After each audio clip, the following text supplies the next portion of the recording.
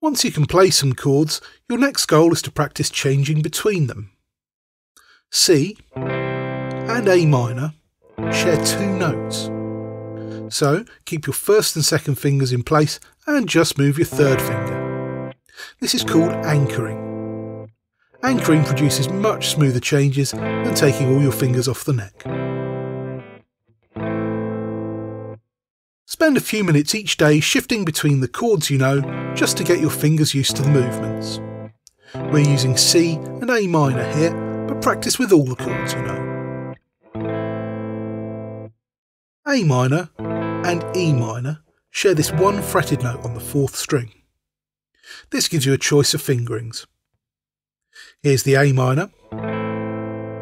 You can either shift your second and third fingers together in one block shift, or you can anchor your second finger in place and use your first finger in the E minor chord. Either approach is fine. It's worth practicing both approaches though.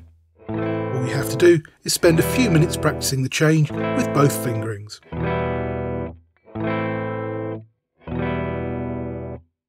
If you come across a change from E minor to G, you'll find it's better to play the E minor with your first and second fingers.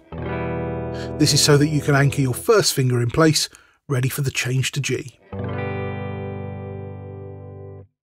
Again, practice changing between the two chords. A quick word of warning though, the G chord is a bit of a stretch for most beginners, so don't worry if it takes a while to master. The last change we'll look at is A minor to D. These chords do share a fretted note on the third string, but there's really not any way to anchor this note and still get to the D. So you just have to move all your fingers at once. There's no trick to this, but try and keep your finger movements as small and efficient as possible. Big movements or pulling your hand away from the neck between chords will slow you down. The final element to these chord change exercises is the strumming.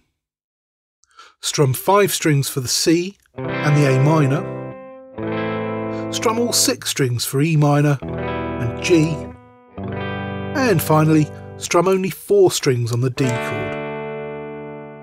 Bring your pick in at an angle for the 4 and 5 string chords so that you don't sound those low notes.